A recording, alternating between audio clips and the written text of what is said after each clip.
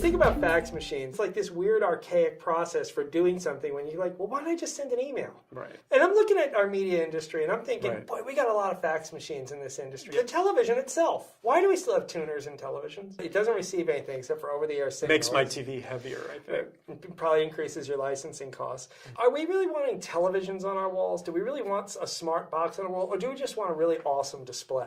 I think we want an awesome display, and the reason we have TVs still is because people watch content on their tablets and their phones, but there still needs to be an impressive cinematic display, Sure. canvas for content. Right, that's, again, a canvas for content. So that's Right. why we see the Chromecast, the Apple TV, the Roku box. So we just need a monitor that's big. A beautiful display, Right. and that display needs to be conversant with everything in the room, so I can say, Right. put the content on the main view screen. A connected monitor. A connected monitor. We don't need a TV. What I'm thinking about also is the remote control. It's an abomination. Yeah, we live in a touchscreen world. Why do I have buttons? I know that I've lost most of the remote controls for the gadgets in my house, and if those gadgets don't have a touchscreen interface, then I don't use that gadget anymore. Isn't that a perfect use case for Siri? It is a perfect use case for Siri, but the point is I think the remote control is another one of these fax machine devices. I agree with think that. the replacement is a smart device. That we're actually starting to see. But I think what we have to think about from a technology perspective is how many fax machines are you supporting in the media ecosystem? Like how many of these fax machines are you turning into color fax machines, hoping that the consumers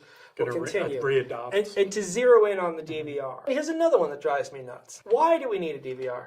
What is the point of a DVR? Why are we even going down that model? Why is that model pursued? Why aren't we going down for infinite look back? And I think it goes back to an organizational and systems problem. I don't think it's a technical problem. You don't think it's a content rights issue? I don't think it's a content rights issue that can't be worked out with a little clever lawyer. And isn't it their job to let me go as deep back in the catalog as I want and put ads in front? Because when I do the DVR, all I'm doing is skipping ads. Right. And so what problem is the DVR solving for me as a consumer? It's creating a channel for you. Yeah. Okay, so your DVR, think of it as it's channel me. Right, but I think it's primitive. An increasing number of our pay TV customers are looking at not quite infinite look back, but season look back, 2 or 3 seasons of look back, being able to pick a show in the package you have and be able to watch any episode. At first they were concerned about disc space and stuff, but really you could go down to Staples and walk out after spending $400 with enough disk space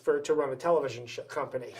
So I have a few fax machines of my own. Number one, the USB drive, the USB stick. I can't remember the last time I put in a USB drive into my laptop and saved the file. With the advent of Dropbox, which to me is the closest, and I say this a lot, is the closest thing to teleportation that we have. You put a file in a folder, it pops up in the cloud.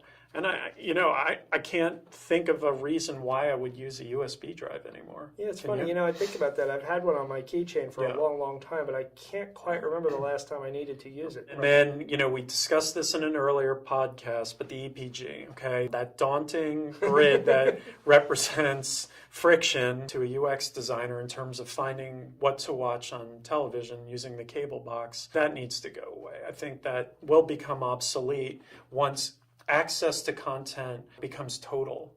Once I have the confidence as a consumer that I have infinite access to any content that I need, then that allows the pay TV provider, the UX designers to build an interface to more easily get at that content. Are your technology plans really something that is designed to kind of sustain the old fax machine technology, or do you need to rethink the technology so that you're not accidentally building a fax machine support network? Yeah, I think the point is, are you thinking? Like, are you leaning forward, understanding the way your industry is being disrupted, observing consumer behavior? Are you conducting research? Are your digital tactics and your strategy being constructed to support the future versus, supporting your existing business model? I think we're going to have a long period of time where we have multiple overlapping technology infrastructures. But I think we do have to recognize that these things like the EPG, DVR, and stuff are largely technologies that the disruption and replacement for them are already in market. And it's just a matter of maturing the technological capabilities to make them happen.